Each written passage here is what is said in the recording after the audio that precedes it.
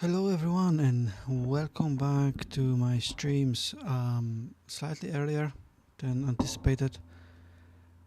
Hopefully you had a good weekend.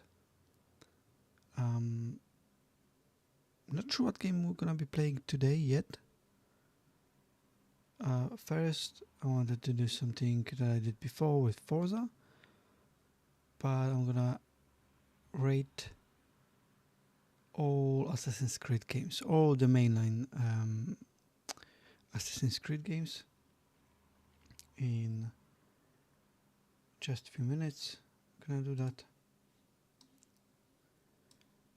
Um,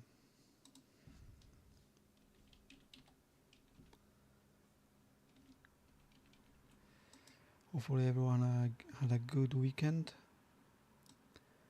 I'm quite tired after the weekend. Then I'm always tired. Always feel tired after the weekend, to be honest with you. With my voice, it's never easy.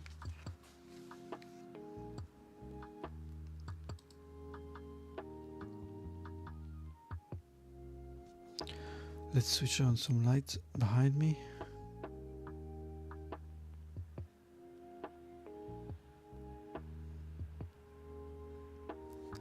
That's better.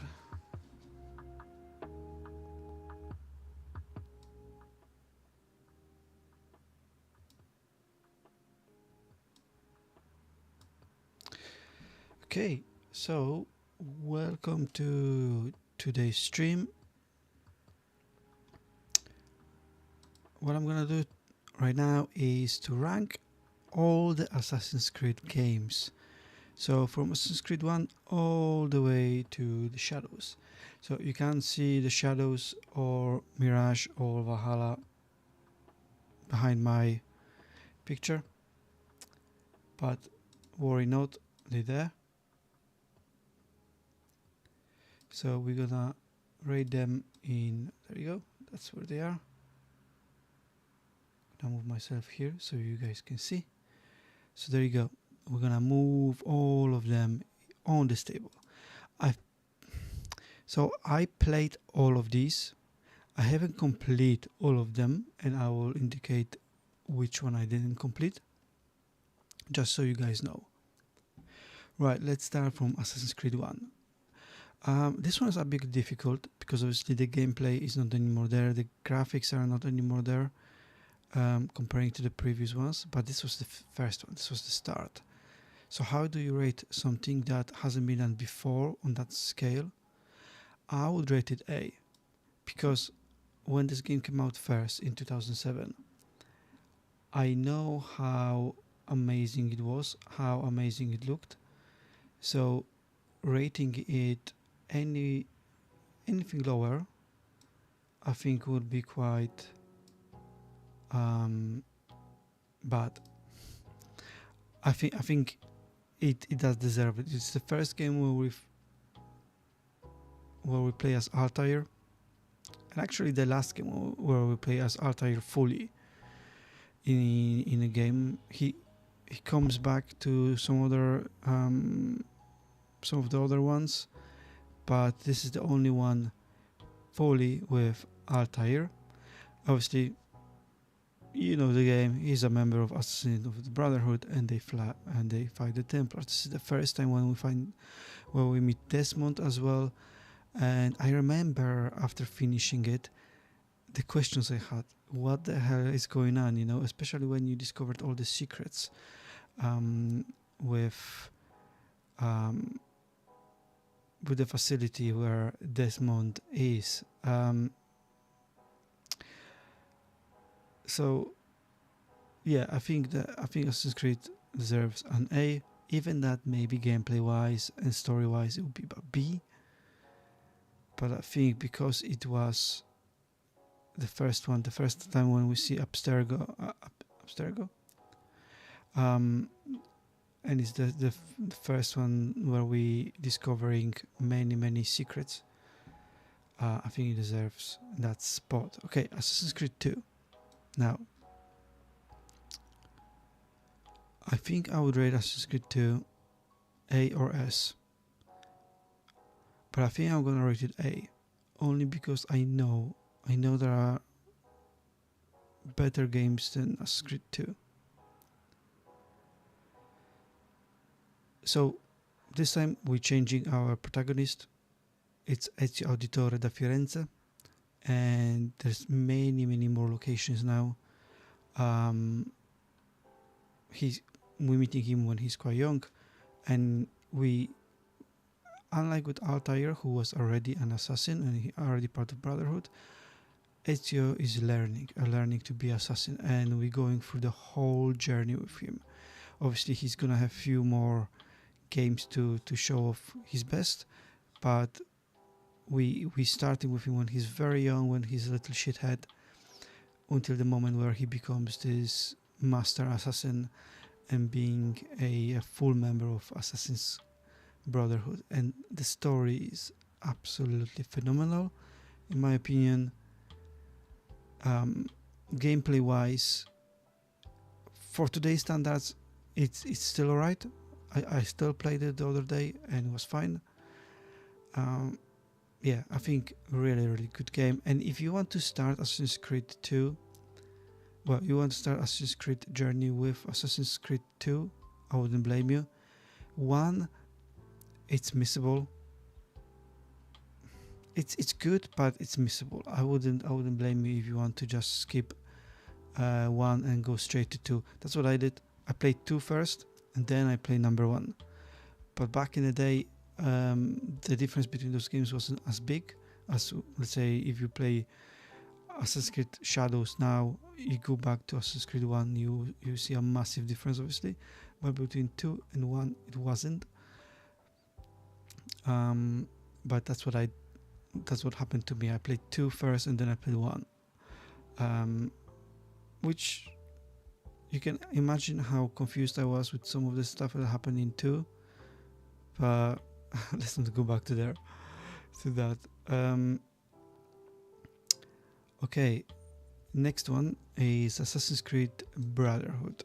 So this first one that introduced multiplayer, and I'm willing to put this one in S tier because it had a better story than 2. It had a better gameplay than 2. It was improved. The gameplay was improved. Obviously, we were again playing as Ezio Auditore da Firenze, and there was only one city, Rome. You could go outside the Rome on the fields and so on, but mostly it was just around the Rome. But Rome was massive. We basically had a whole Rome to roam around, pardon the pun, and you were able to recruit new members of the Assassin's Creed, and you were a proper master of your Brotherhood. I really enjoyed that part. I also enjoyed multiplayer. It wasn't everyone's cup of tea, but I did enjoy it. Shame that Ubisoft didn't go through with this multiplayer for future parts. Maybe they could have done it something like they did for Honor, very similar style. They went a bit different direction, where one group were assassins, the second group was hiding, and you had to find those that were hiding, and that's how you were scoring points. And you could score points by tricking the assassins as well. So I liked it. I didn't see anything wrong with it, but yeah, I think Brotherhood deserves to be an S. It eliminated annoying parts of 2. It improved the parkour around the buildings. Like I said, the story was, in my eyes, better, and the multiplayer. So yeah, next one, Assassin's Creed Revelations. So with this one,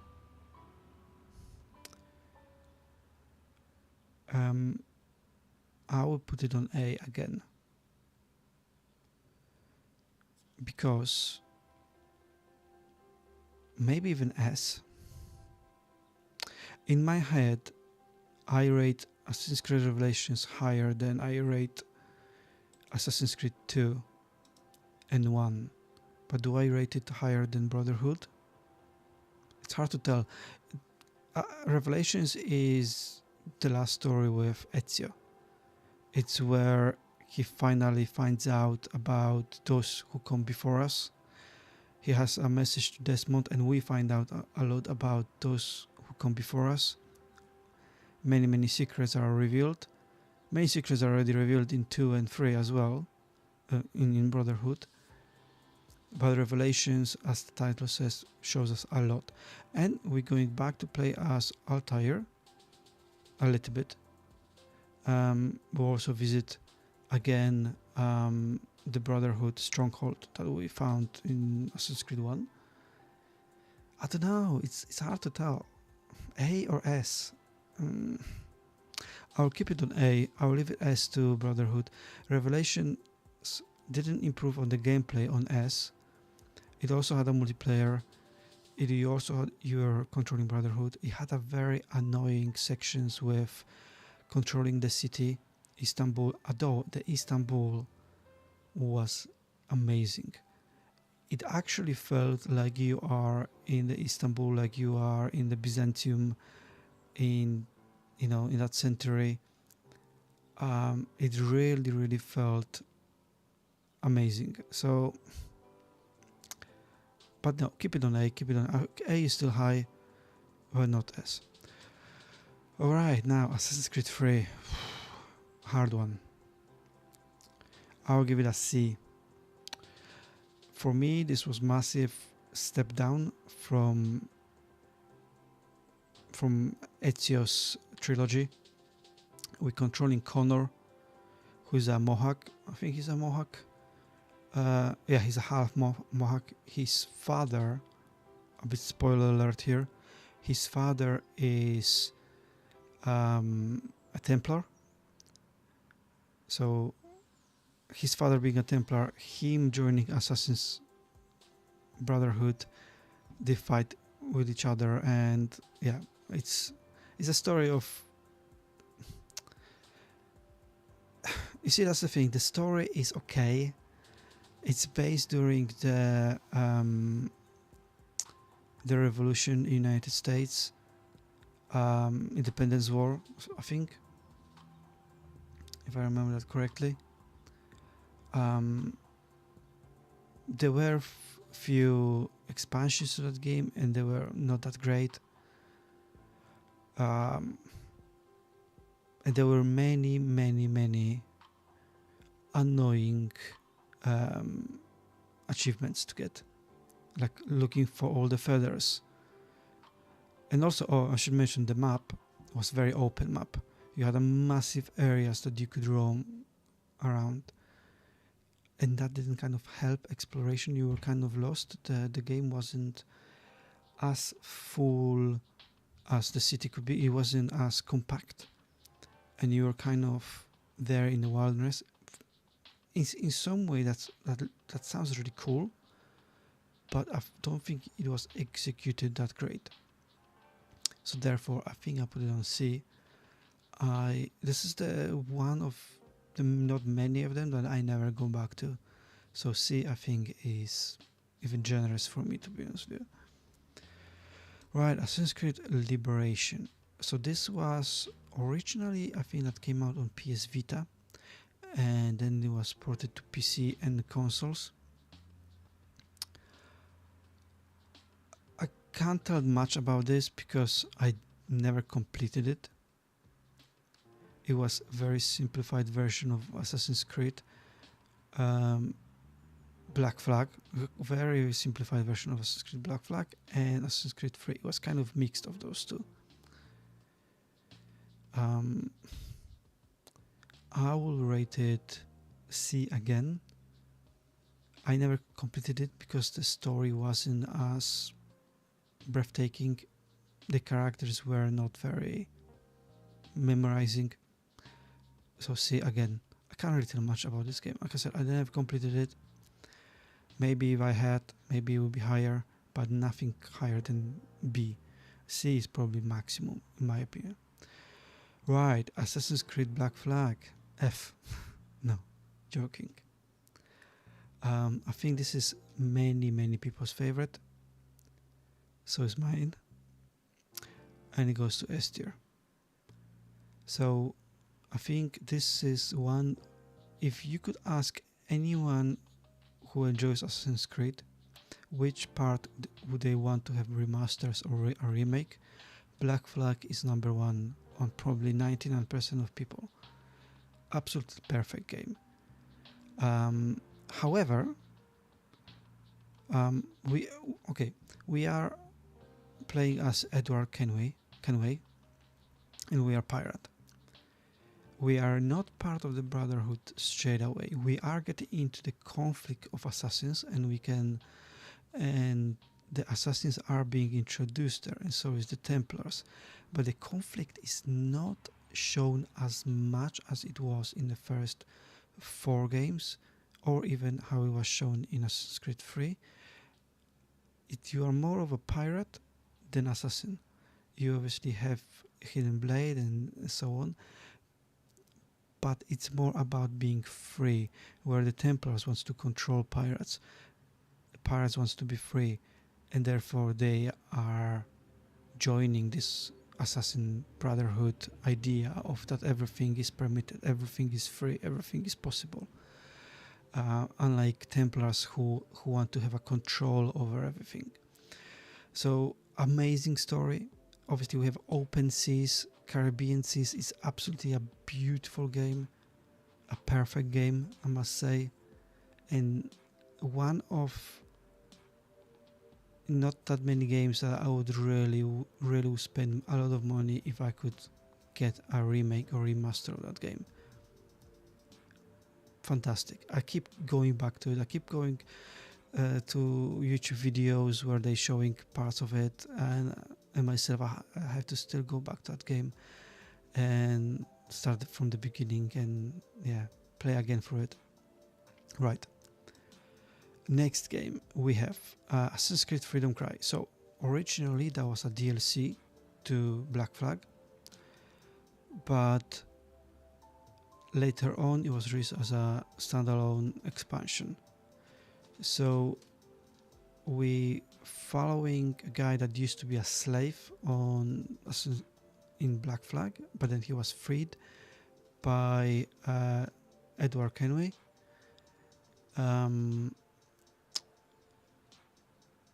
And it's very much like a Assassin's Creed Black Flag, just with extra story. So nothing new. I think B is okay, because you have a very similar gameplay to Assassin's Creed Black Flag, because it is a DLC / expansion to that game. We have different protagonists. The main purpose of the game is to free more and more slaves, because this gives us more and more advantages. Again, you have a ship.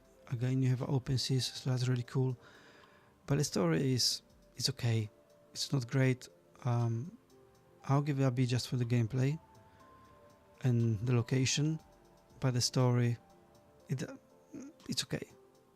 Right. Assassin's Creed Rogue.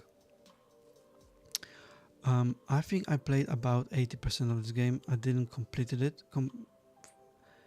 And for me, that's again a B. So we are actually a Templar. His name is Shay Patrick Cormac. Shay Patrick Cormac. And I think, if I remember it correctly, I played quite a while ago. We are starting as assassin, and then we start going into the Templar way. We don't like how assassins deal with stuff, and we starting changing our character. This game was originally only released on 360 and PS3 and PC, I think. It was then later on ported to Xbox One and PS4 as a remaster. That's because at the same time Assassin's Creed Unity was released on Xbox One and PS4, which the old console couldn't handle. They couldn't handle the Unity, so the Rogue was kind of released as another one for old generation at that time. It's okay story. Gameplay wise, again, we have a ship. The seas are not as open as in a Black Flag and Freedom Cry. But if you like the naval naval aspects of the previous games, you will find it here as well. But it's like a third time you're getting very, very similar game, so that's why that's on B for me. The story is still okay. I don't mind seeing it from different perspective, different eyes, and actually fighting on the other side for once. I think that was quite interesting, so B it is. Ooh, Assassin's Creed Unity. This one...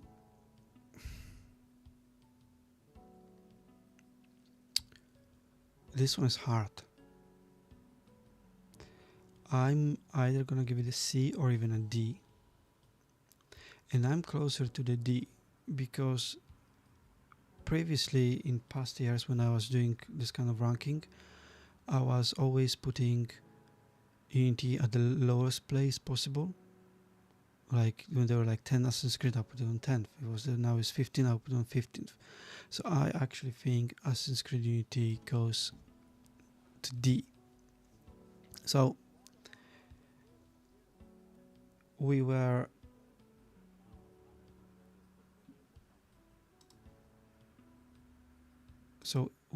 in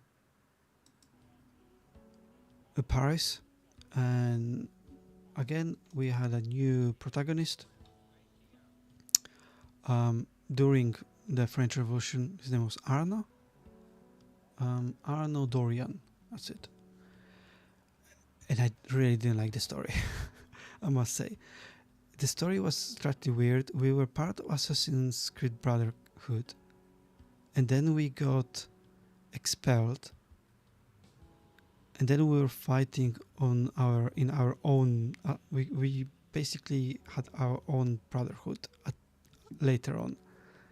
I just didn't like it.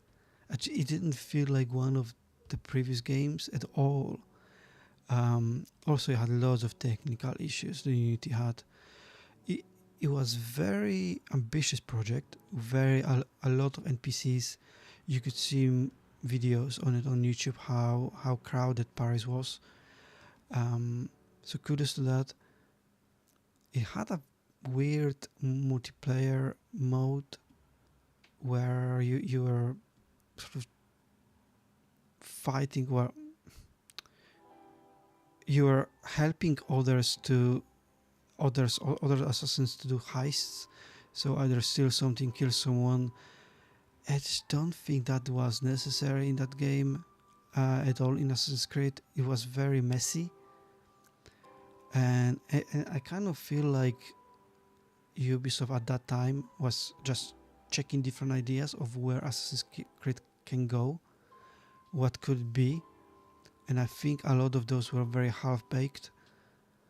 You had very weird, like I think they called like glitches, or there was a different name for it inside the game, where you were basically going into different eras of the time. So you're traveling through time to like World War II or World War One, no, World War II, and you had to kill someone then.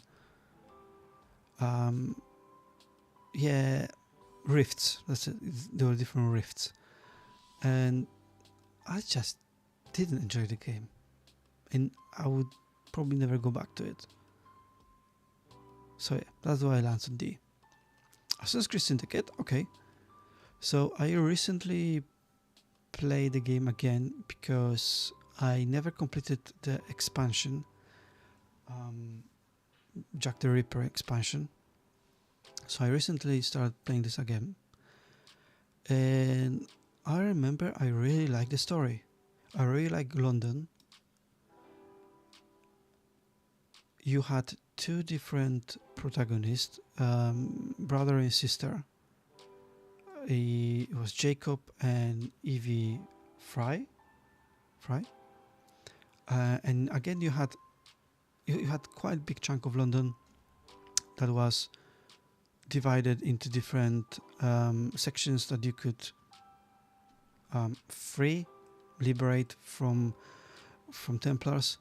And I think the feeling of London from that Victorian London was absolutely perfect. It actually felt like London, kind of similar feeling I had to Istanbul in Revelations. Very similar game. And you see, again, from going from Unity and Assassin's Creed 3 and Black Flag, they went into a smaller one, and I think that worked. I really liked Assassin's Creed Syndicate, and it's one of my favorites still to this day. I don't know how high I would have rated it comparing to other ones, but it would definitely be in the top half than the bottom half. So yeah, I think it's very well deserved. Origins. Okay, so after a couple of years, so before we had Assassin's Creed every year, yeah, so there was no stoppage between. You had Assassin's Creed since 2009, since Assassin's Creed 2, all the way to Assassin's Creed Unity and Syndicate. Actually, you had Assassin's Creed every single year, so quite a lot. This one was the first one where you had to wait 2 years. We had to wait 2 years. Different engine, completely different location, open location, Egypt, ancient Egypt, with all the pyramids, Sphinx, and whatnot.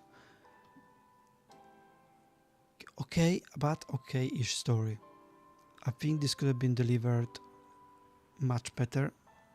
At the end, this is Assassin's Creed Origins, as the title says. It's the origins of the Brotherhood. So you don't start as an assassin, because that doesn't exist yet. But you slowly forming the Brotherhood. The location was great. The gameplay was new. It was more going towards Dark Souls, Demon Souls, where you had to parry more. The counter attack didn't work as it was in previous games. You had to actually be more tactical with your attacks. For me, it's a B. Again, the location great, but the story was forgettable, I think. Assassin's Creed Odyssey. Well. So, I've spent over 100 hours in that game, which could really easily tell you what I think. A or S? I think S. So, again, you got a naval combat from Black Flag, yeah? But this one is in ancient Greece. Loads and loads of islands to explore. Almost every island different from another. Loads of different stories. Conflicts between Greek Empire and Roman Empire. You had power-ups, you had super abilities. Some people didn't like that. I think they added something extra to the game. Am I a big fan of it? No, but I also not against them. A great story, and you could choose between two different protagonists. You could either choose to be Alexios or Cassandra. It couldn't be both of them because you could only control one of them. I think I play as Alexios, if I remember correctly. And the game was really good. It didn't feel like Assassin's Creed, to be honest with you, because you're not supposed to be very silent. You're this kind of war machine going hard and just kill everyone. So some people might have not liked that. I enjoyed it. Again, the story and again the atmosphere of Greece, the Greek islands, the music, absolutely perfect. Very similar thing to what Revelation and Syndicate did to me. Odyssey did again in 2018, and we only had to wait 1 year from Origins. Origins was kind of like a playground for Ubisoft to provide Odyssey. Great expansions in Odyssey as well, I must say, and because it's ancient Greece, there were so many different myths that you could explore, so many different stories. Absolutely amazing game, absolutely amazing. Okay, we're almost at the end. Assassin's Creed Valhalla, hard one for me to tell. I never completed it. I played for about 30-40%. The reason for that is because I felt like the game was too big. I think I'm gonna put it on C, because for the 40% I played, the story didn't really grab me. Even that on the trailers, it looked really cool. You're those Vikings, you came to England, but again, you were not really part of the Brotherhood. This was somewhere on the side. You could actually meet the characters from the Brotherhood, but again, you're more part of this big Viking clan than anything else. I was not that big fan of it. Although similar to Odyssey, you had the power-ups. You were more, again, this tank machine that's supposed to just go into the fight and cause havoc, but yeah, it just wasn't it anymore. I think after Origins and Odyssey, the game needed a bigger change, but it wasn't delivered, and the map was massive again, but there was so much to do. To be honest with you, I didn't complete this because there was just too many things to do. I didn't know what else I was supposed to do, because like everywhere you go, you had hundreds of question marks that you could explore, which is great if it's manageable. In here, it wasn't, and because of how far you could go off the story, the main story was forgettable. So yeah, I think C. I could put it on B, I suppose, because it's not as bad as 3 and Liberations. No, let's leave it on C. Alright, Assassin's Creed Mirage. So this one is a very recent one I completed last year. Much smaller than Valhalla, Odyssey, Origins, and so on. It's more sizable. Size is more like Syndicate. Maybe even smaller. Very short game, about 15-20 hours to complete. Fully to 100%. I'll give it a B, because the story, I don't remember it. It's a very, very forgettable story. I don't even... I remember who we were. That you were Basim. And it's kind of like...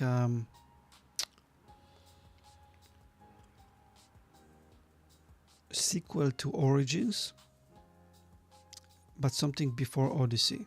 If I remember it correctly, that's where it lands. Because in Origins there is an expansion called Hidden Ones, and in Mirage you are part of that Hidden Ones group in Baghdad. And unlike Revelations and Syndicate, Baghdad didn't feel like you are actually in Baghdad. It didn't have that feeling of being in I don't know which century that is, 9th century, maybe 10th century Baghdad. It didn't feel like that. I think something more could have been done, but overall the game, because it was smaller, you could complete it. Actually no, I'm changing it to C. If Valhalla is C, the Mirage will definitely be a C. It's okay to play. If you want to have a quick Assassin's Creed fix if you miss playing Assassin's Creed and you want to have a quick fix for it, Mirage is the one to go to. You complete it really quickly, but you forget about the story. I can't remember the story at all. And I only played it last year. Where I can remember Black Flag, Assassin's Creed 2, 3, 4 stories easily. Because those games were just better. Okay, so Mirage lands on C. Could maybe even D. But no, let's not bring that down because gameplay was much improved comparing to previous games. Right, last one. Assassin's Creed Shadows. This is a game I still didn't complete. However, from what I played about 10 hours of it. I'll give it an A. I actually like that. We are finally in Japan. Assassin's Creed fans wanted Japan for a very, very long time. I know there was a lot of criticism that we're getting a black samurai, which I'm not from Japan, doesn't really affect me, and if I be from Japan, if I be Japanese, I'll be pissed off that we're not actually getting a proper Japanese samurai, so I can understand where people are coming from. But overall the game, the narrative and the way you switch the characters, I like it. And what happens to the characters, I also like it. The graphics are so much improved. It looks absolutely beautiful. Obviously I wouldn't give it an S. Maybe if I complete the game, maybe if I play to the end of the game, maybe I'll find it that it deserves an S. It would be hard because it doesn't do anything extra than Odyssey did. And comparing to similar games in Japan about samurais, like Ghost of Tsushima, Assassin's Creed Shadows is not there. It's not on the same level. But I think an A is deserved. Okay, so that was my list of Assassin's Creed games. I hope you enjoyed that. Don't forget to leave a like. And let me know what's your list. Do you agree with it? Or you don't? Leave a comment or leave a message anywhere. I'm gonna post this on my channel as well and see what you guys think. Okay, thank you very much. Right, so that was this section where I ranked all the Assassin's Creed games. It took a bit longer than I expected. 38 minutes I did that for. Oh boy, I didn't expect this to be that long.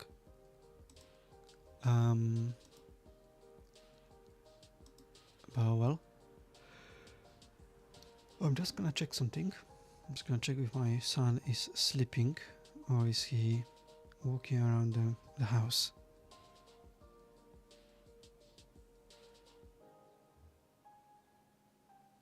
Right, I'll be back. I need to tell him off.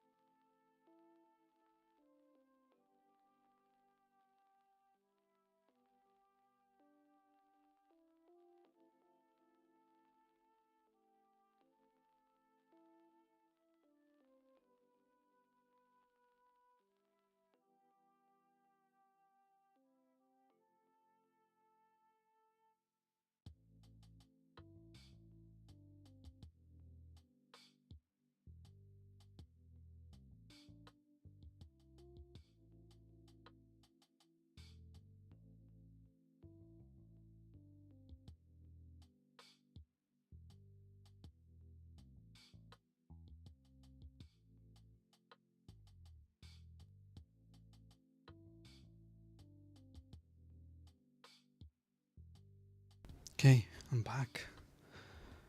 He was out of the bed. Naughty boy. Okay.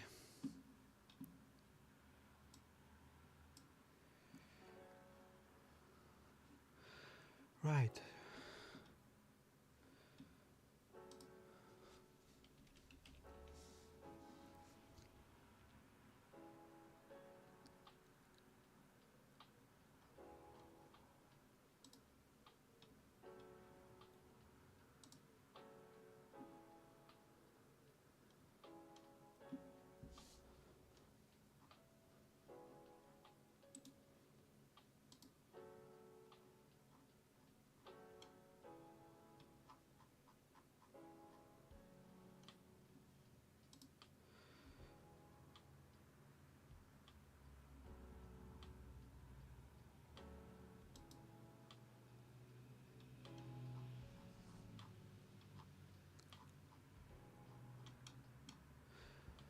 Right. As is 28th of July, I feel like we should go through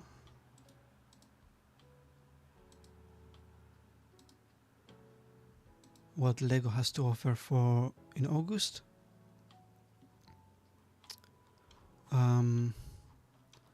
Just gonna share my screen just a second.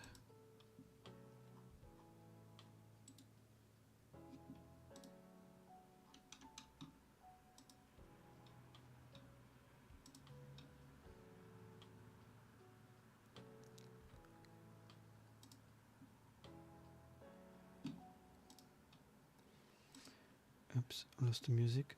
I forgot to switch off the long tab. Oopsie daisy.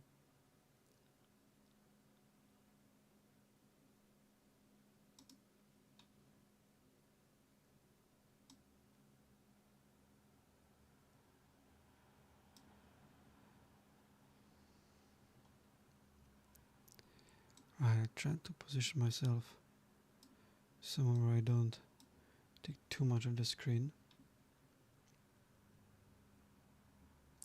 Okay, hi everyone. So, if you're just joining the stream or watching this video on demand, we have 28th of July. August is very, very near. So I thought I'm going to do a quick Lego update for August. What sets to look out for? So there we go. Set number 1, Transformers Soundwave. Absolutely brilliantly looking set. For £159.99, 1,505 Lego pieces. So not bad price to Lego pieces ratio. And this one has a actually sound break. So once you press play, it makes few different sounds. This is a G1 Soundwave Generation 1. It transforms into cassette player, and you have also 2 different cassettes that you can input. We have a little plate here with looks like a sticker that's not printed, unfortunately. I think most of these are stickers anyway. Not sure about the left and right, but yeah, these are also stickers. So we have quite a bit of stickers, not that many printed parts, although I'm sure the logo here is printed on at the front, because that would be a bit weird if it isn't. So yeah, definitely I think I really recommend getting that one.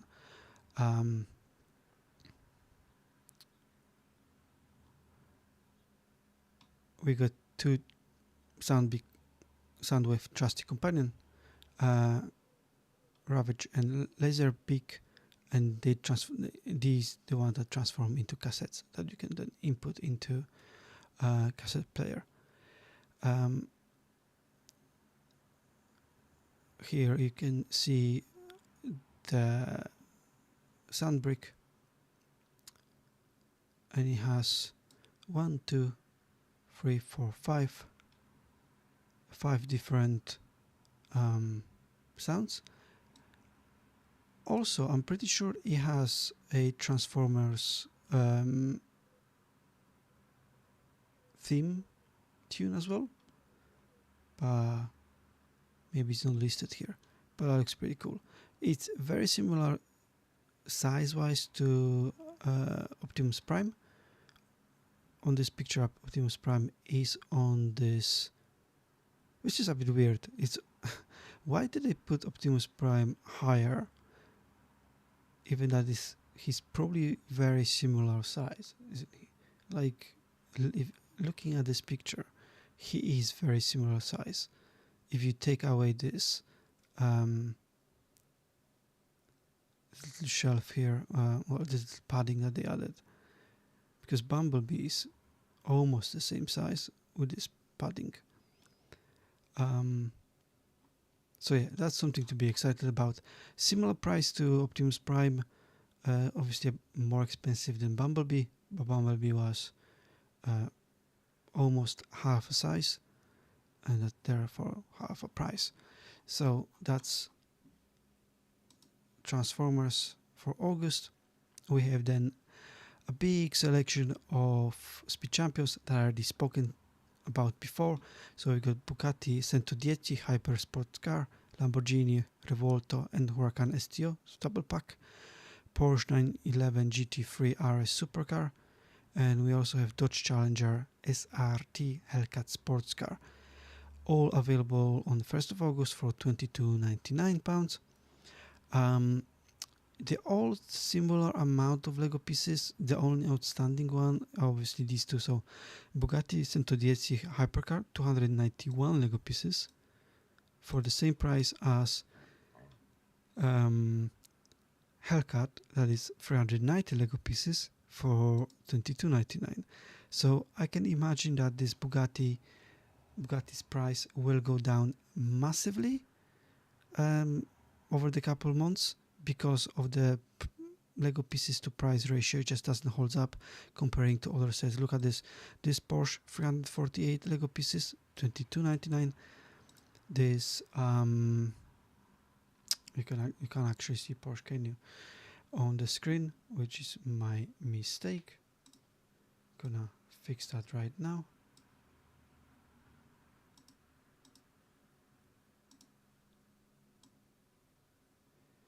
There you go. So Porsche 448 Lego pieces, Bugatti 291, the same price. So I reckon the Bugatti will go down in price quite quickly compared to others. Lamborghini obviously has much more pieces because it's a double pack, and it costs £22 more than the other models. So that's Champions. I'll be probably getting all of them at some point this year. I don't think I'm going to be getting all of them at the same time. Like I said, Bugatti, I think will go down in price very quickly. So I'll be getting the Hellcat, and Porsche definitely now. I'll think about Lamborghini Duo. I'll think about it. Next one from Star Wars. We have this AT-ST Walker with one minifigure, $179.99 for 1,513 Lego pieces. Also out on 1st of August. This plate here, that's with information that's actually printed, at least it looks printed.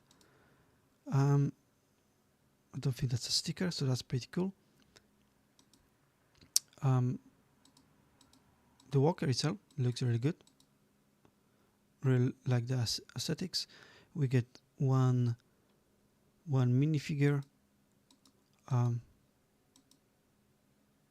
the guns move, and the walker's head, I suppose, moves around as well. So that's really good. I guess the legs are movable, I hope. I don't think this video actually shows it, but if you into collecting Star Wars, this one's definitely want to look out for, especially that the price to ratio pieces as for Star Wars is not that bad.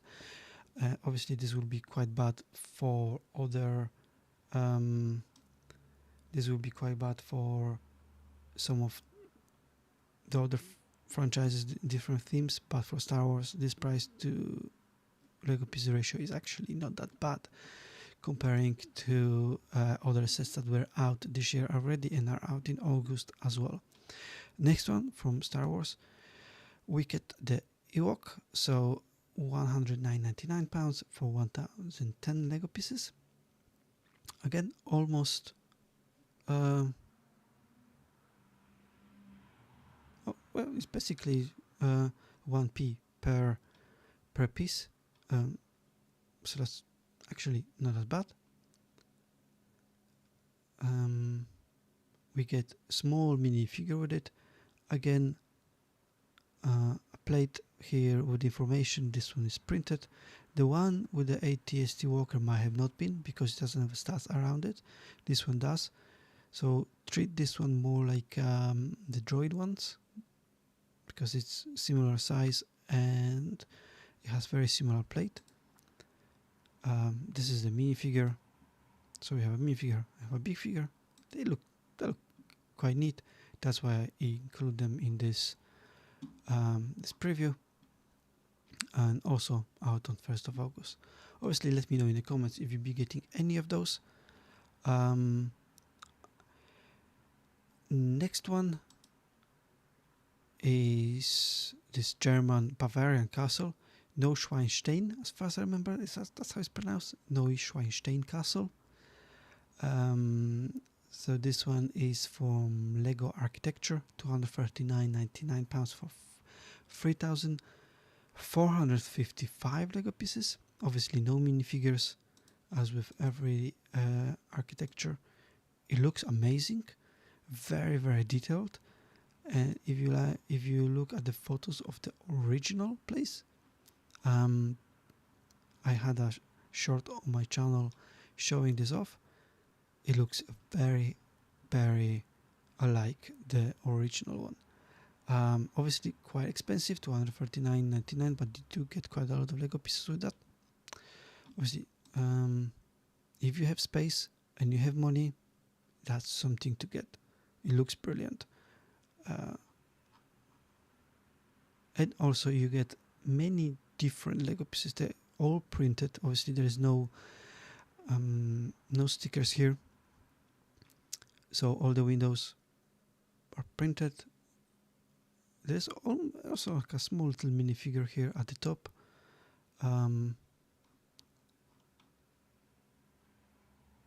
Obviously you can't play with that one, but it's like a statue that's on the top of the castle.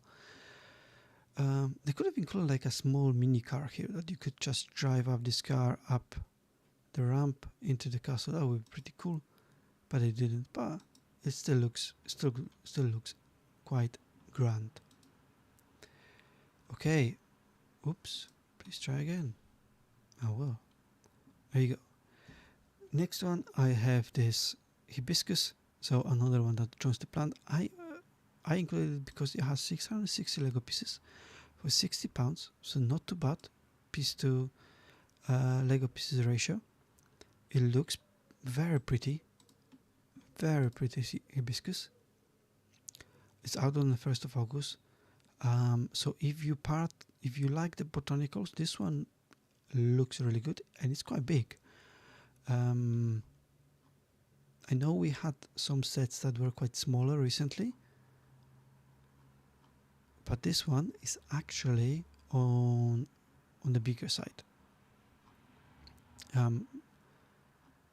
You could say that it's slightly more pricier than, for example, Poinsettia that we had for Christmas, which had 608 Lego pieces for $44.99. But then all the new Lego that's coming out is more expensive, so I think that's why they can justify this price, and they know now that people will buy it. Okay, next we have the Going Merry pirate ship. So this is part of a Netflix One Piece series that's based on another manga anime series. Obviously, if you are into it, I'm sure this is something you're gonna be looking forward to. I'm only including that because I know there's many people that will want to buy this. £119.99 for 1,376 Lego pieces, so very good price to ratio. Out of 1st of August, we also get 5 minifigures.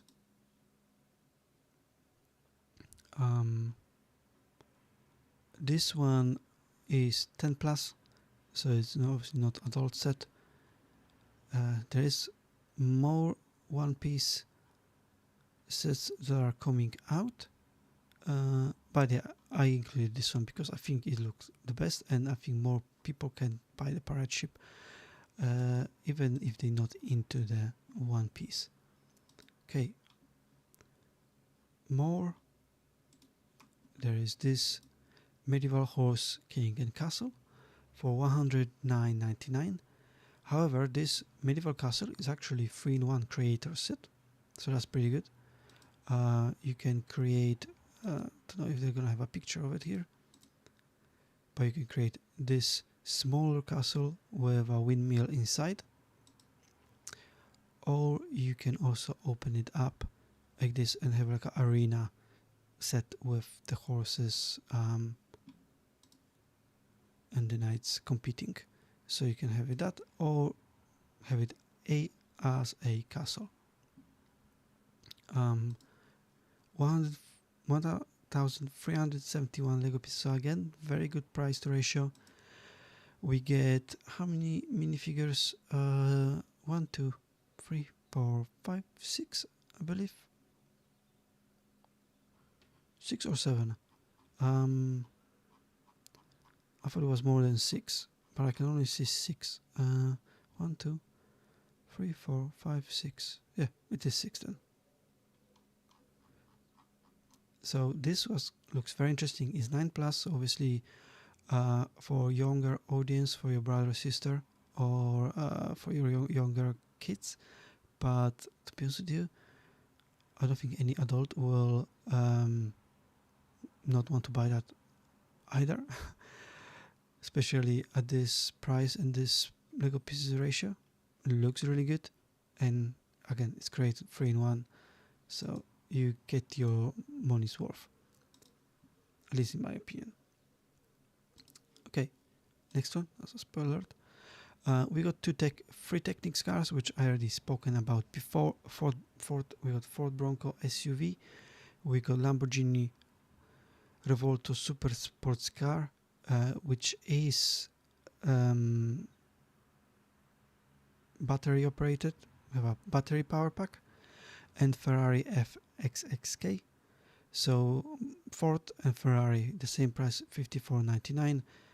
Similar amount of Lego pieces, and Lamborghini is much more expensive, almost triple the price, $159.99, for not that many more Lego pieces than Ford Bronco and Ferrari. However, like I said, it has a battery, and it has a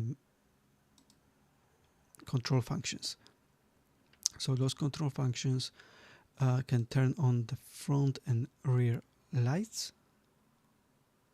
You can control front and rear lights with it, and obviously drive forward, left, right, rear, and then backwards, left and right.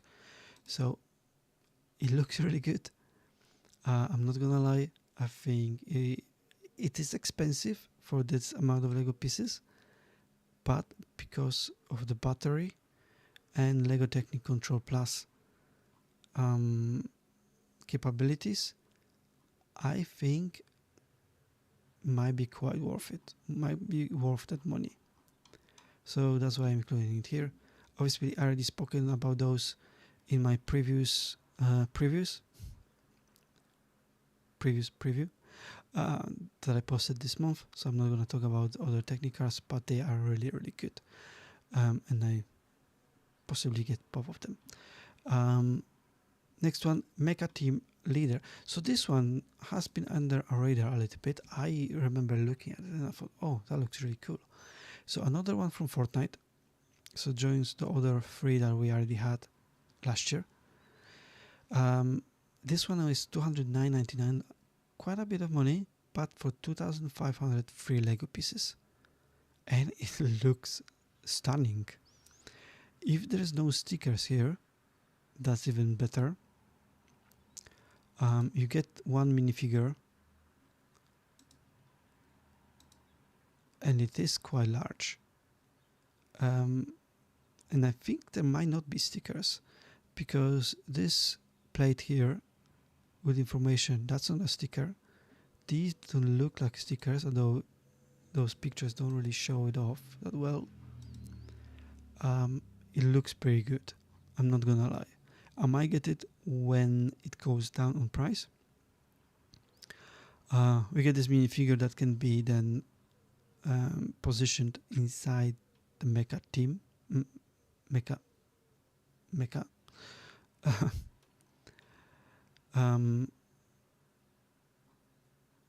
So yeah, that looks pretty good. I did say that it joins free that launch previous year. Obviously, we had more than free now. I keep thinking about the bus and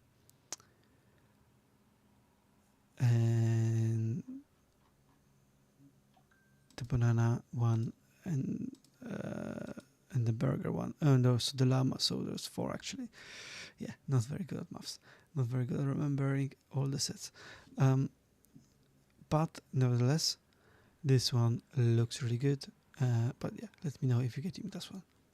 And last but not least, for August, that I think it's worth mentioning is this Batmobile from Batman Forever. So the one with Van Kilmer. $89.99 for 909 Lego pieces. Okay-ish Lego pieces to price ratio. Not the best, not the worst. We get one minifigure with a little plate here, Batman Forever. It looks good. I really like that Batmobile version with those blue accents at the back, on the wheels, at the front. I think it looks pretty cool. Obviously quite high price just for that.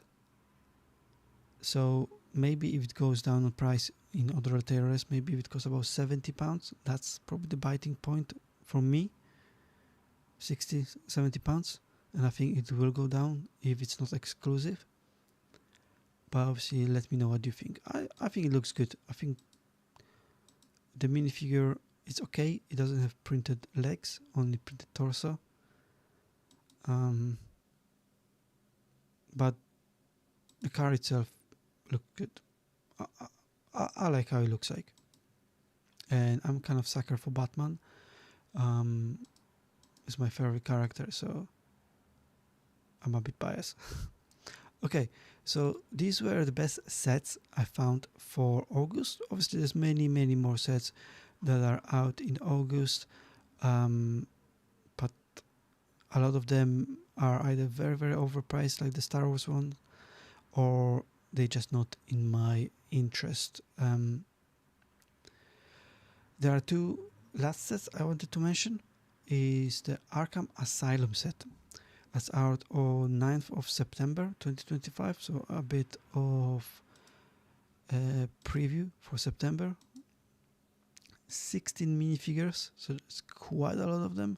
We already had Arkham Asylum set in the past, before I start looking at Lego, so way before my time. But this one, $269.99, 2,950 free Lego pieces. So okay-ish price to Lego pieces ratio. Obviously it is quite high price. £270 is not little. It does look good. However, the back are only like cells. It's quite, unless the back of this building completely can come off and you can see what's inside here, then there is not that much to it. This has not been shown properly yet. Like you can see there are some offices here, but you can't really see them from the back. You can only see the cells. But we do have quite a lot of minifigures. 16 with all your favorites. Oh, see Batman's there, and Batgirl, Robin, Joker. There's no Two-Face, but everyone else from the Batman world is. So yeah, let me know if you'd be very tempted to getting that. I'm very tempted. It is quite a lot of money, so I will have to see. Stickers here, Arkham Asylum, that's a sticker, so not big fan of that. And there'll probably be more stickers, like this is a India sticker, which is a shame. For that much money I would expect there'll be no stickers at all, but there will be. Probably this Arkham, those letters that create Arkham and Asylum, this doesn't look like a sticker, so that's probably printed. I might be wrong. But a really good set. And the last set I wanted to show you is the Game Boy, coming 1st of October 2025. A bit pricey for the Lego pieces, $54.99 for 421 Lego pieces, so quite pricey. But it is Nintendo, it is Super Game Boy, and they will sell out like crazy. And in fact, they are already sold out, at least on the Lego website in UK, and I think in the States as well. So you're gonna have to look at it for it in other retailers.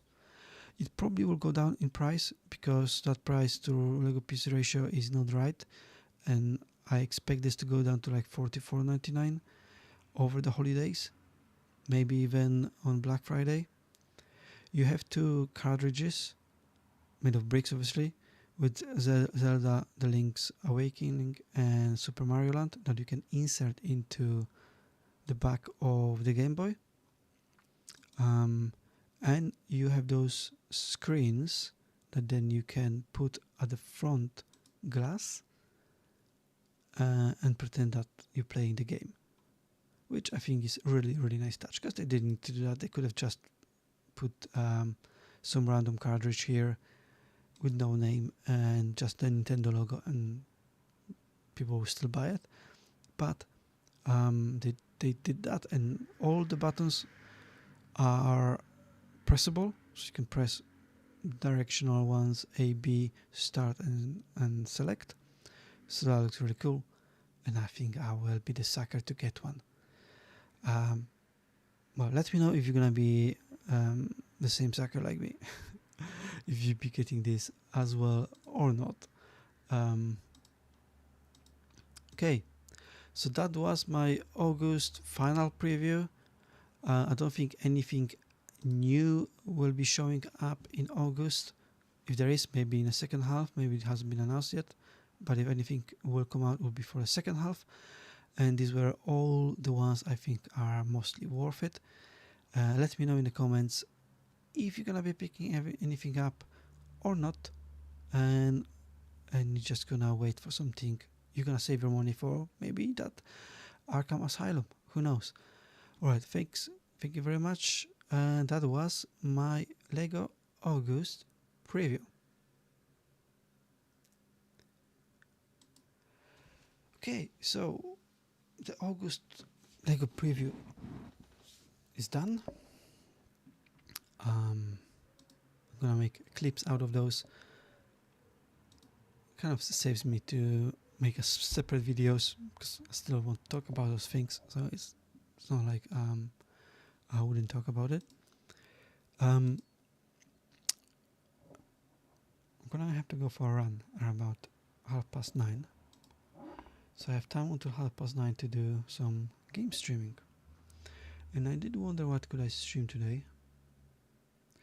There's one game I wanted to stream because I missed an achievement.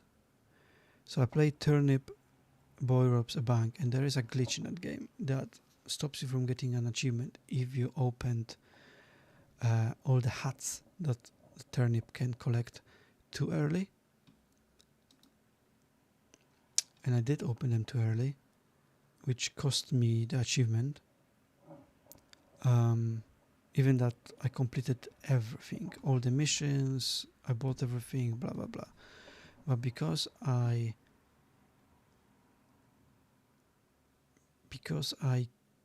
opened the mailbox too early, apparently it's a bug and you won't get one of the hats. So I have to play the game again. That's the last achievement I need. So I might just do that. I know it's not a super popular game, but it plays fun. I like the aesthetics of it, and I enjoyed what I played of it so far. So hopefully someone will find it enjoyable as well.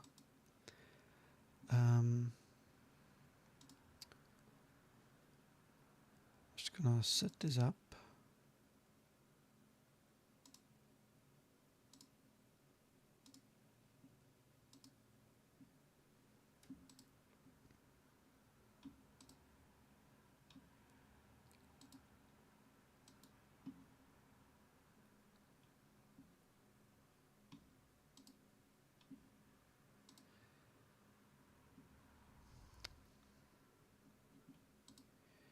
There you go. There's no audio yet. I need to turn it on.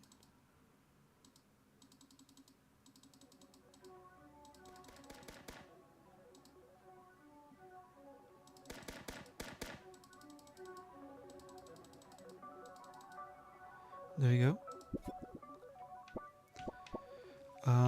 So I want to finish the game as quickly as possible. I already beat it once, so all the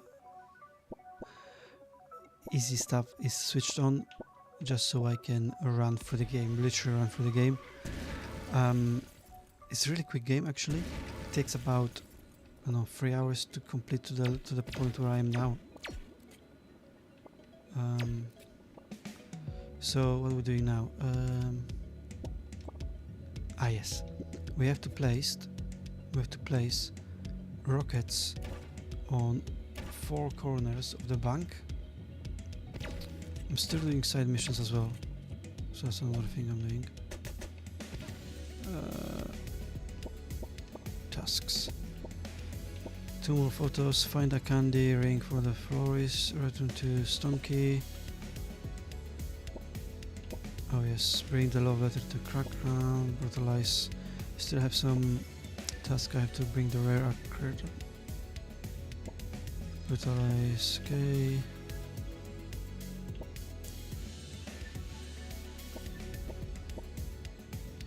Right.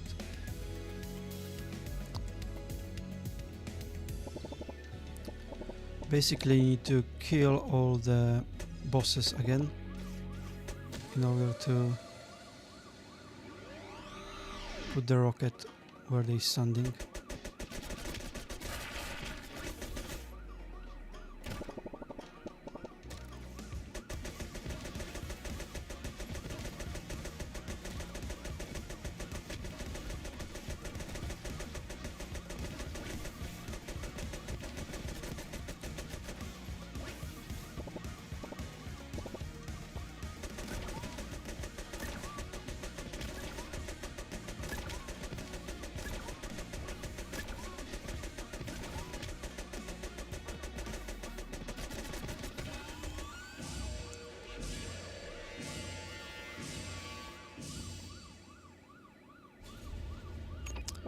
Yeah, so that was quite quick.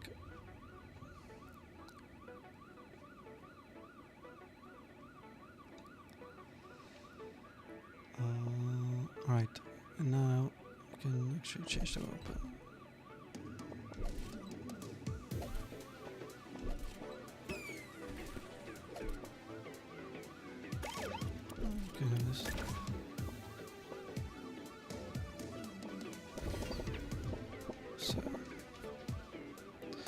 So as far as I remember, you do get a hat for finishing the game.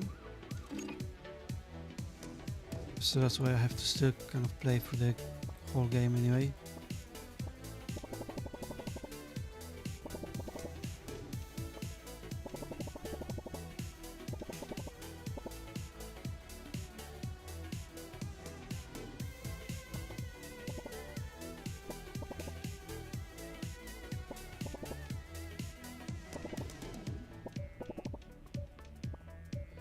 What? We already...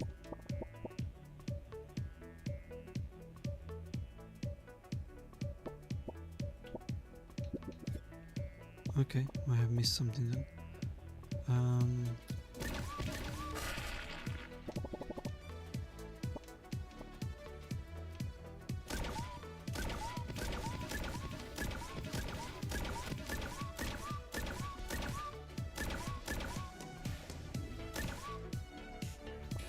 Which one is this? This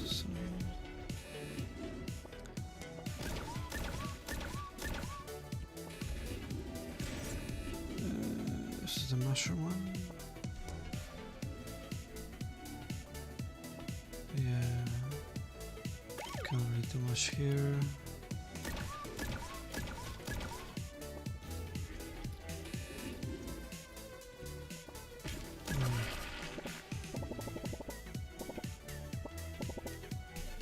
Congratulations.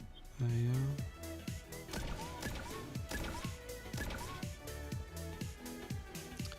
I kind of really rushed through the game and I can't remember because first time when I completed the game I did it very I had a method, so like I did one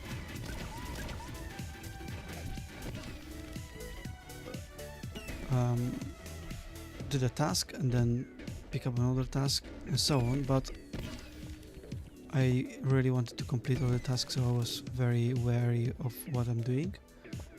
Now I'm more like I was speedrunning it, so I was getting tasks and I didn't actually read what I'm supposed to do, so I kind of sort of forgot where everything is. If that makes sense.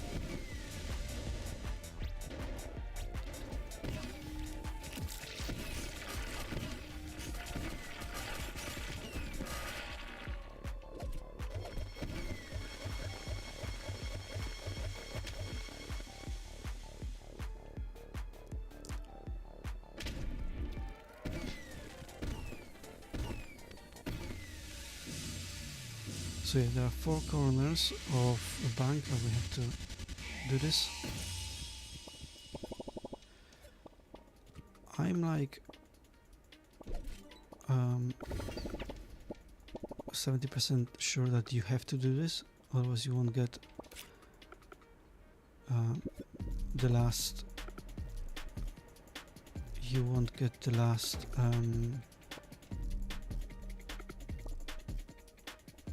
Hat.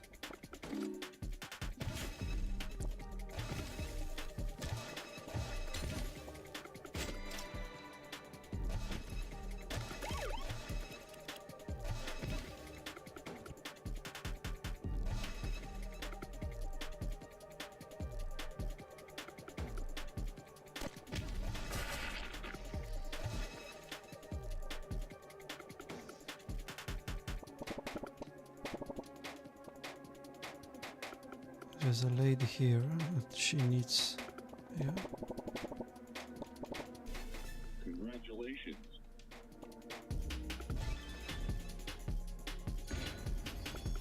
Who's this one?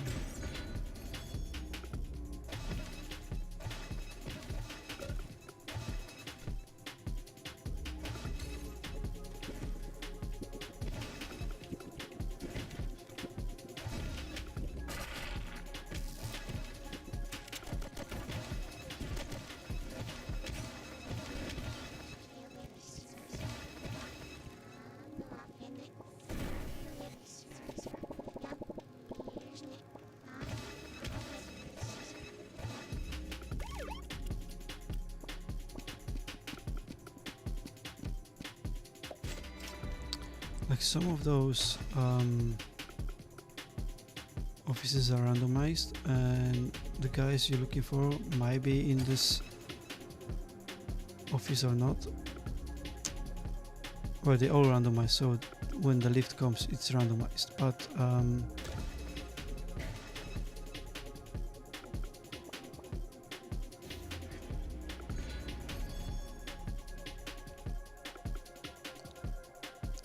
like those ones with the gold around have safe.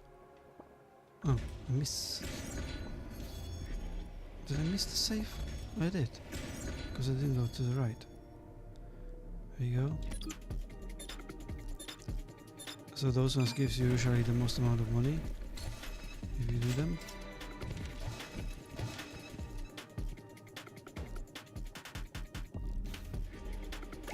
Right.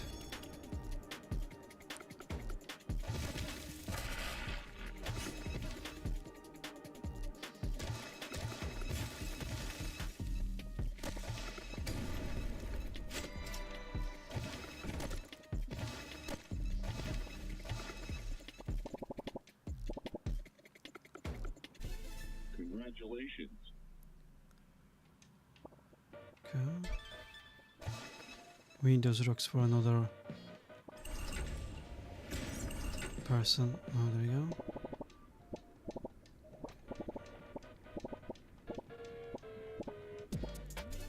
Congratulations.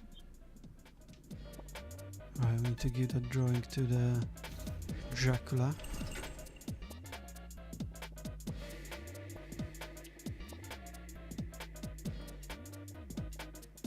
Oh, we're almost out of time.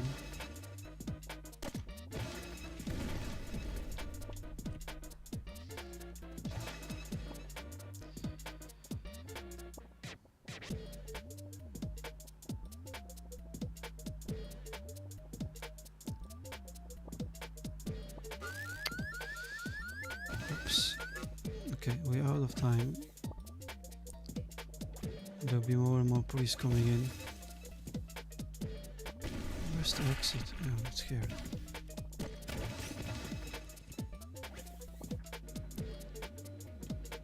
Right.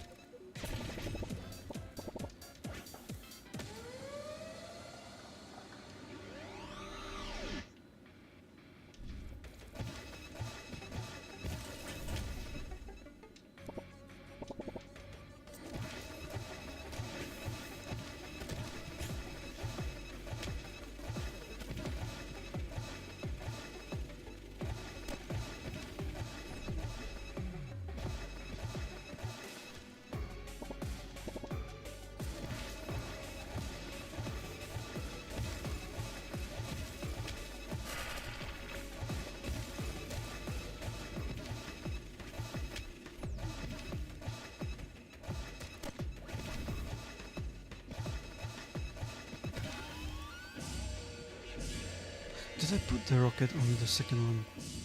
I might have missed that. Okay, I'm gonna have to go back there when I can. Or did I? No, I did put the rocket. Okay, so we need to put the rocket, but we're just gonna do that. Do we have enough time to do this now? Maybe.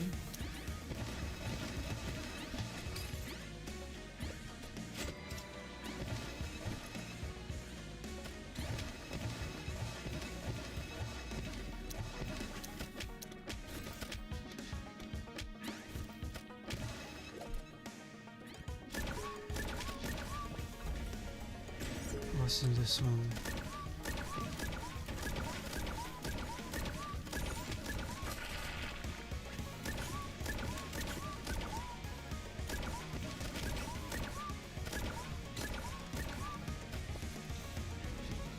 Alright, let's quickly find the exit. This train station will be fine.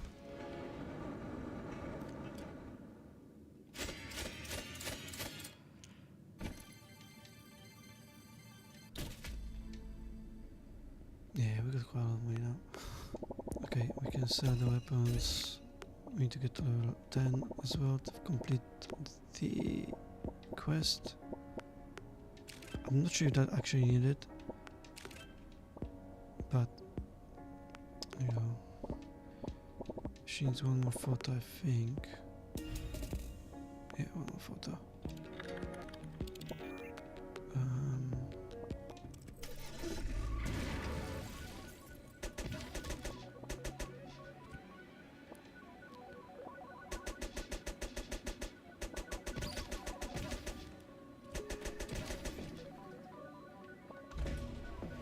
Is anyone here?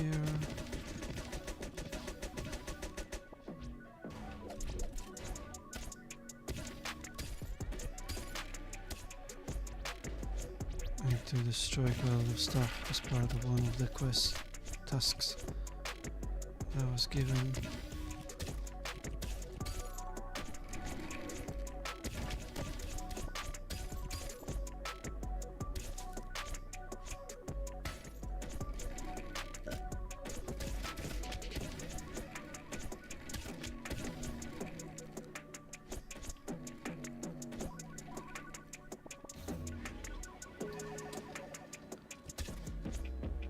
You do have to check what door is in each level. So we have the same door, but it might lead to someone else. That gave us a task already. So just quickly let's check those.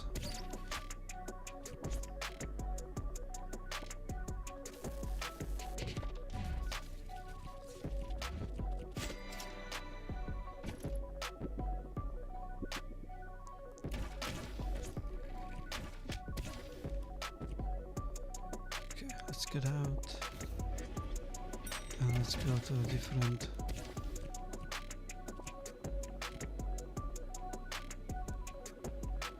location with different doors, because I need to find the one with the saunas, like a swimming pool, something. Picture of a swimming pool or a sauna.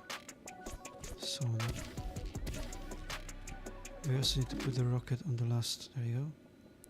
So it'll be here. Just want to check if there is a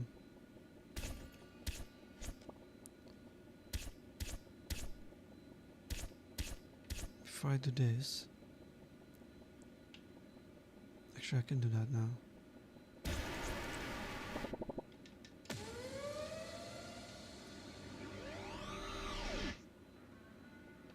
So let me quickly do this.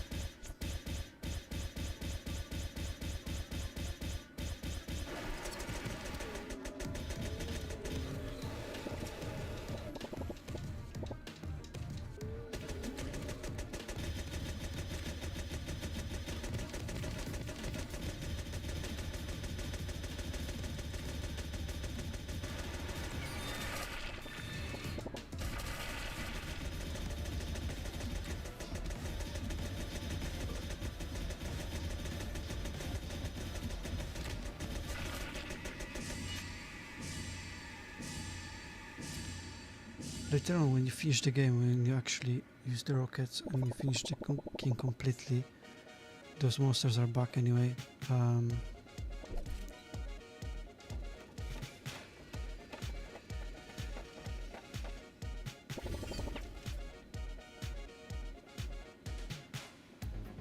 Okay, so we have all the rockets in place. We just need to go back to the courtyard and start them up. Before we do this, it's just a couple of quests.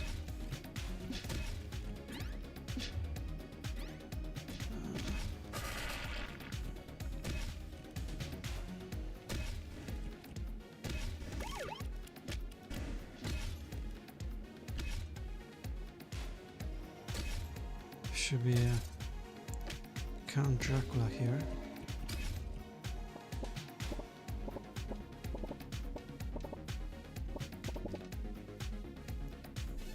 Congratulations.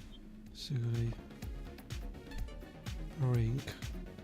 And now we can go to the florist with this set ring.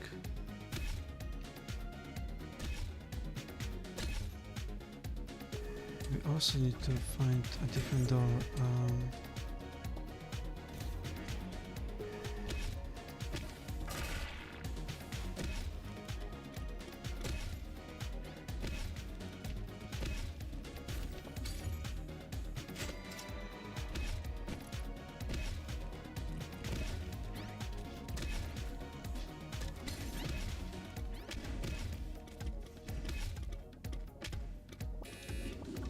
This one, you can give this guy the rocks that we collect.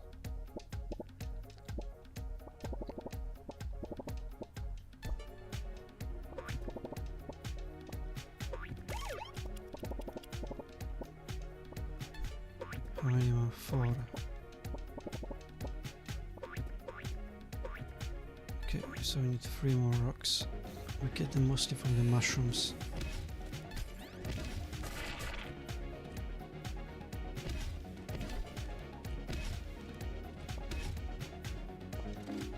I'm just trying to find different doors, because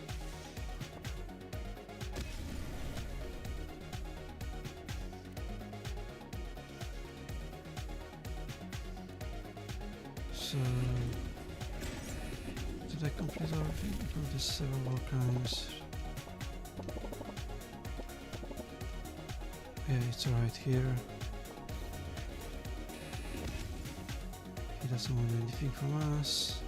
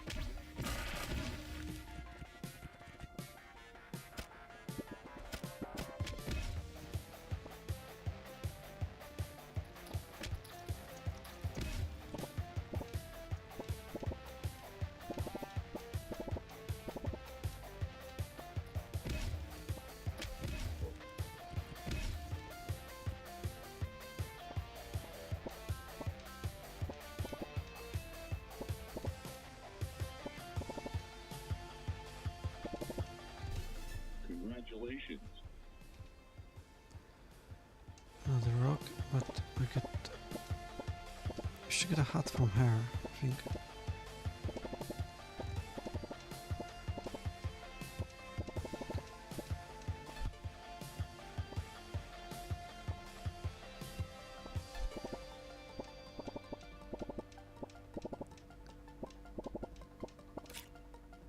And that's the last photo as well.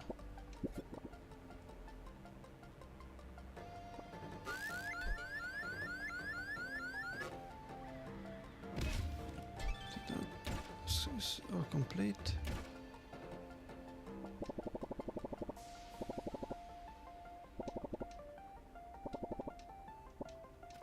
Yep, thank you.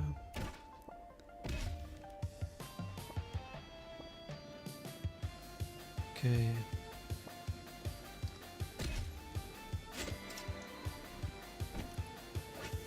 Can't seem to find okay, that's the main part where I have to go in a minute.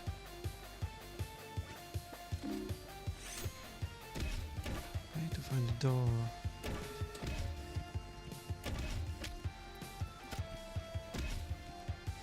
There we go, this one.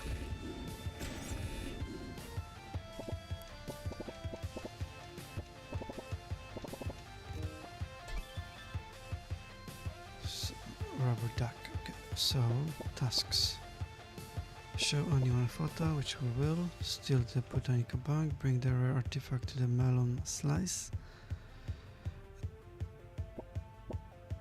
Don't think we have the rare artifact yet. Bring the sad pie. 1 rock. Brutalize. Yeah, we still need to do those.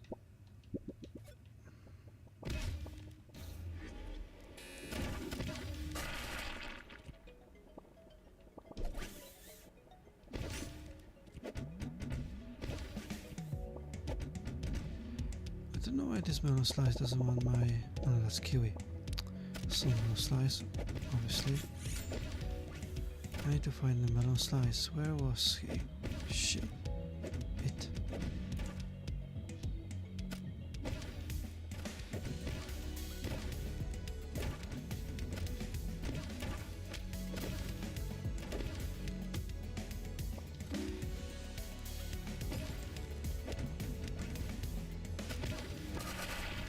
Let's get out and let's reset the bank.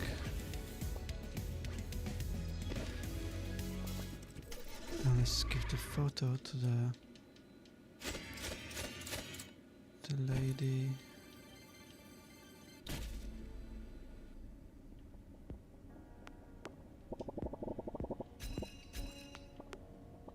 Okay.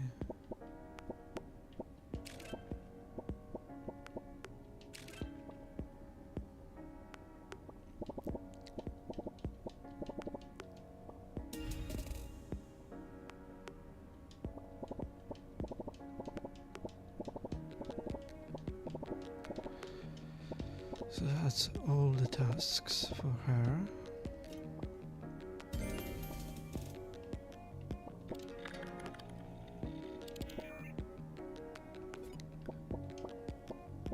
Still, but bring the other octopi, bring the rare artifact to the melon slice. Where is the melon slice? I need to find the melon slice somewhere.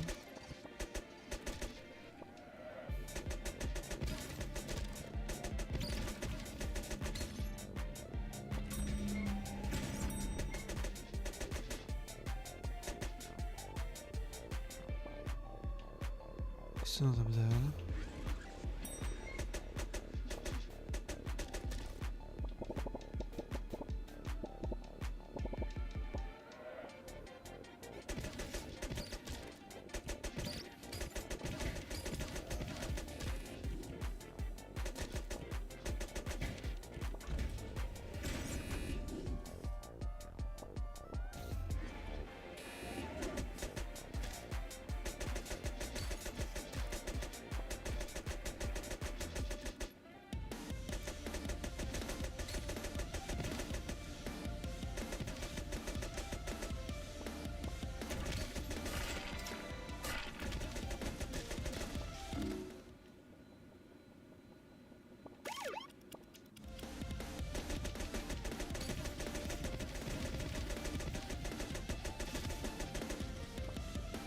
There's no melon slice here either.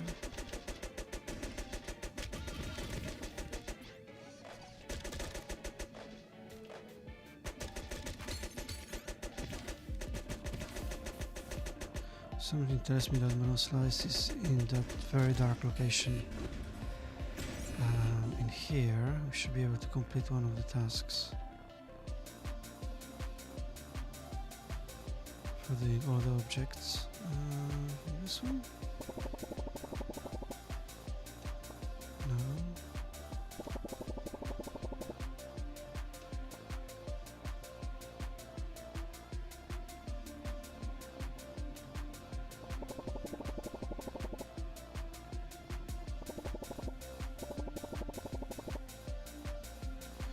Okay, still got quite a lot.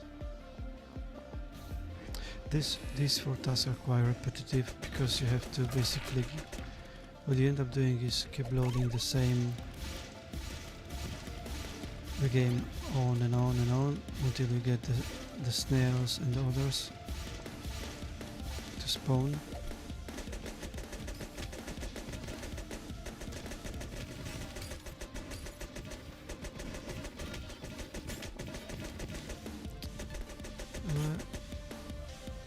Okay, so the furniture is destroyed fully. Where is the melon slice?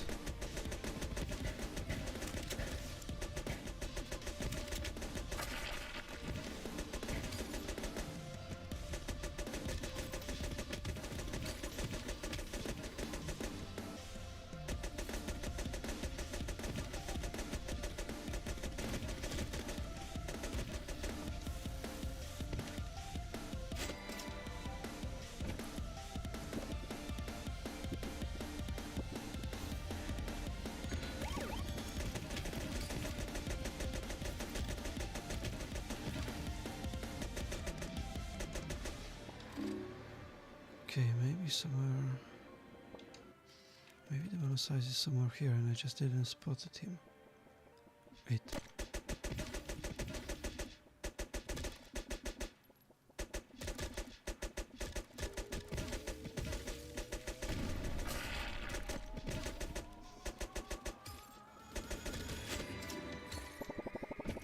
Just a blueberry.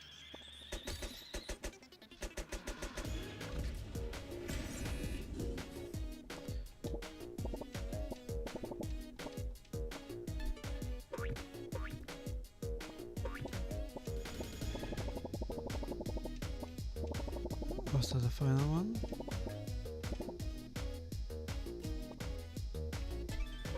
Yes, that was the final one. Okay.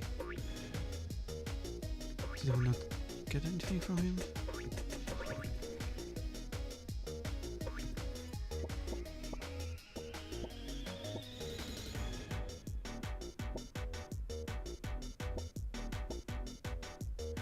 Peach cups, peppers, snail guards. Okay, peach cups.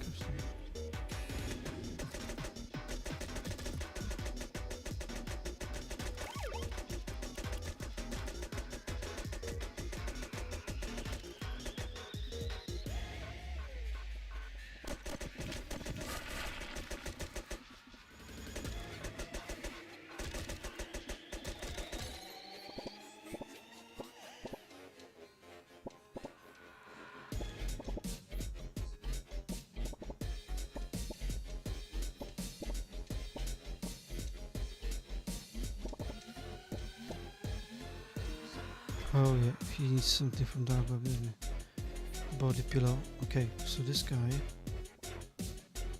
he's in this place. Okay, and I think that's how we get the artifact. So I need to get out from here first.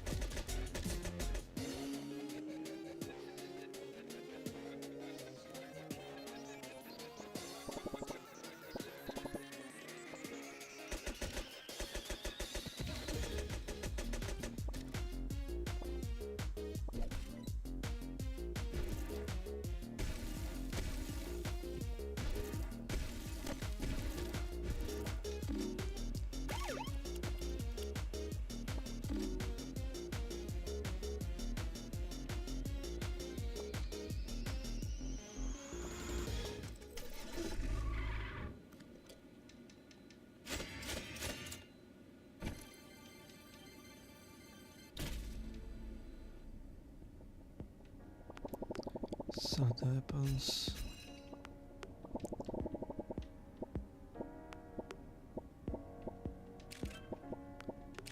I mean, I'll be quite annoyed if I don't get achievement at the end of it. Alright, body pillow for this guy.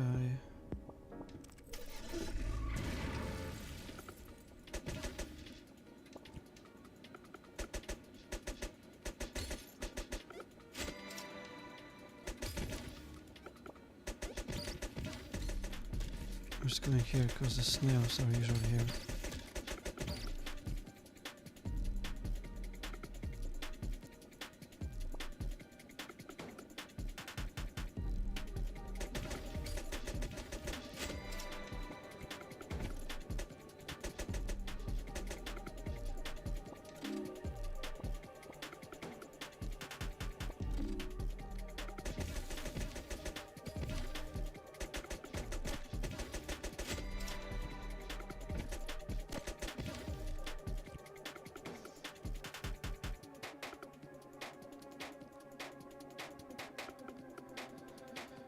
Where was the stairs? Here somewhere.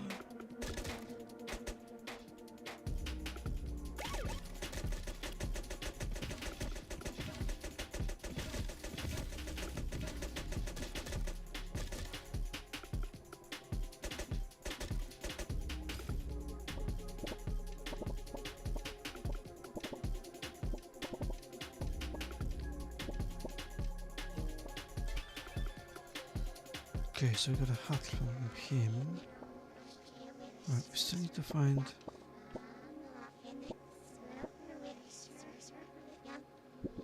Melon slice. What the hell is melon slice?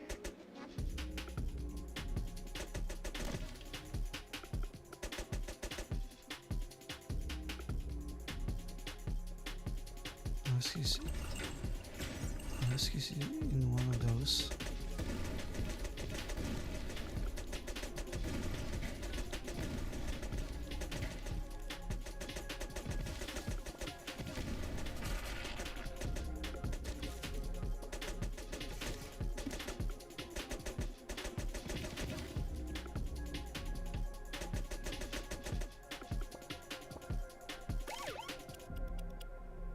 Yeah.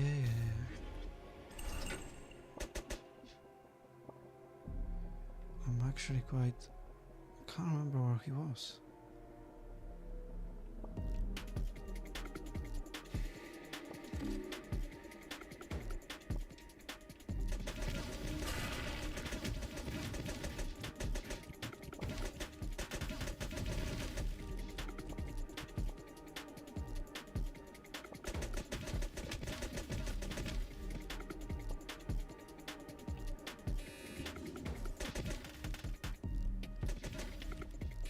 Maybe he's there somewhere. No.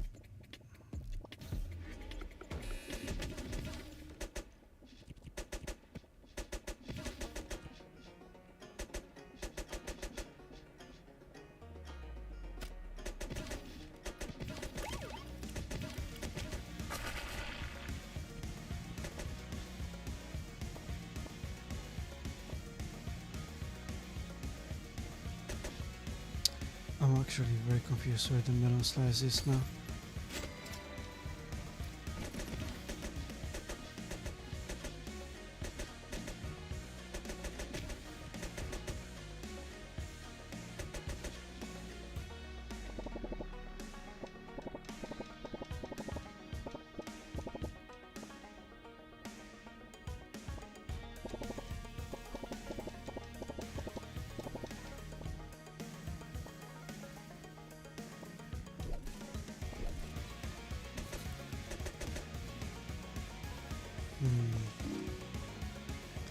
Unless he's underneath there.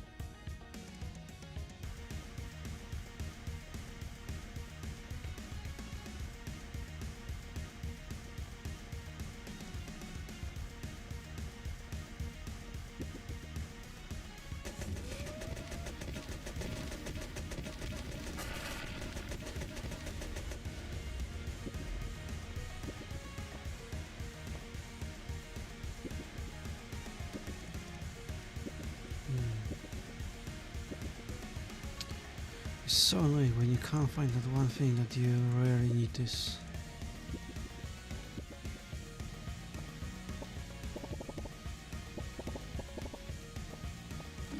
Like I can go through here, but there's nothing here really. Unless you want extra money.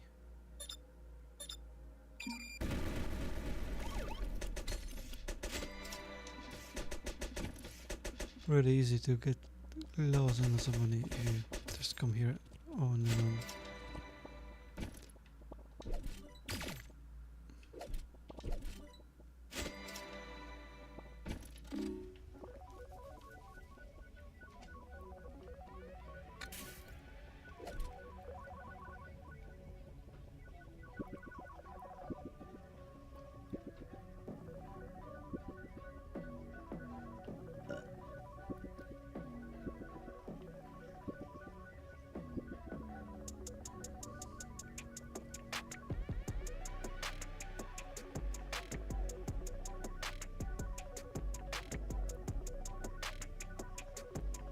If you go through here, it's a fast way to... Oh, you can't do it anymore. Ah, I need to go back this way. I thought it's gonna work every time. Shit.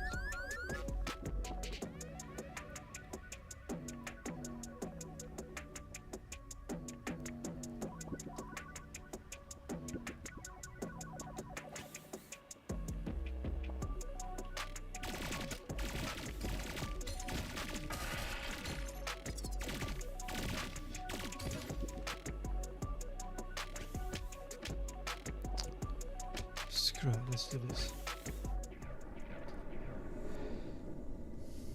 So that basically ends the game. Well, the game, we still have to do stuff, but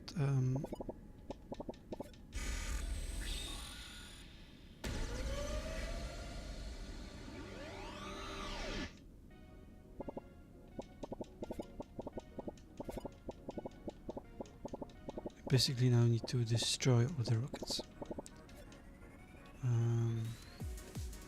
Yeah.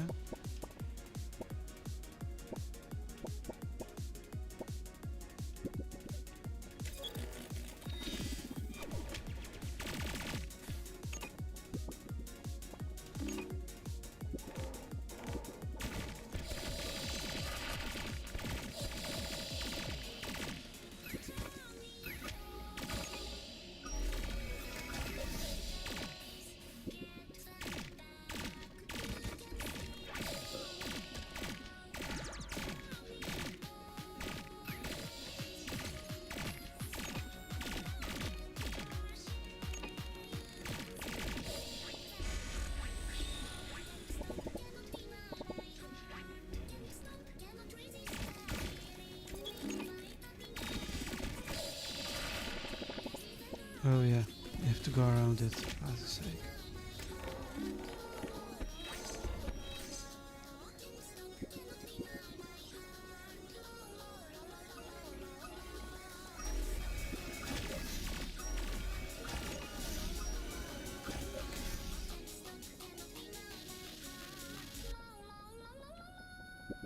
Can I just go down and then... No.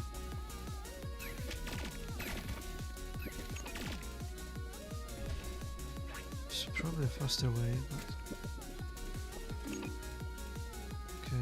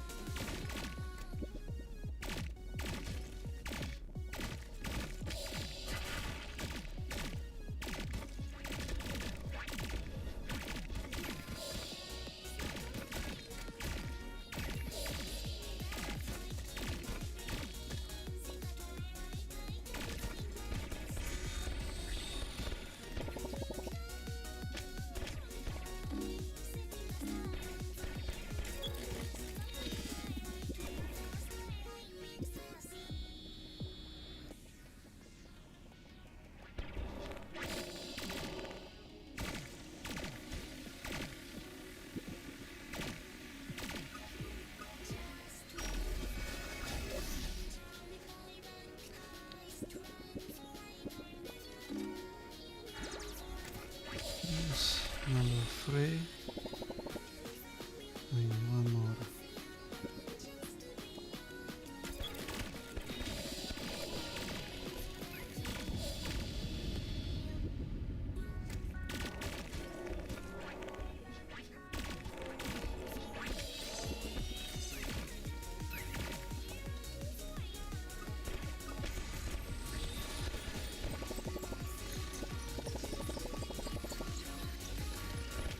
Now, quickly to the courtyard.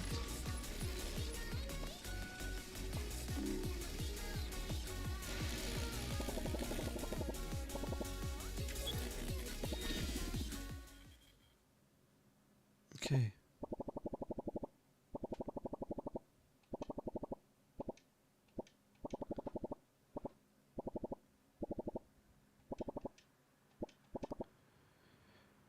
The cucumber will sacrifice himself, basically.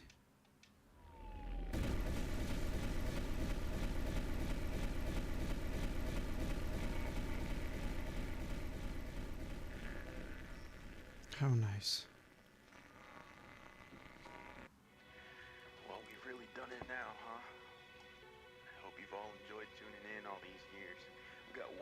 song for you here at Snoozy Radio to go with you on this long road ahead. And that basically completes the game. Mix it off this doomed little rock. This one's for you. It's called The Bandit. And after all the credits roll, you just back to before you started the rockets. So it is quite good game. I enjoyed it. Very quick. Right.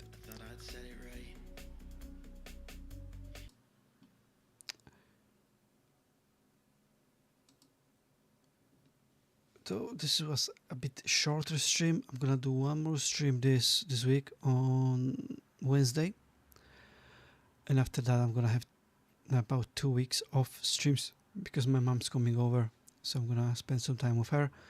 Well, after that I'll be back. Some of the videos will still show up, like the Lego video, like the retro playthrough videos, because I will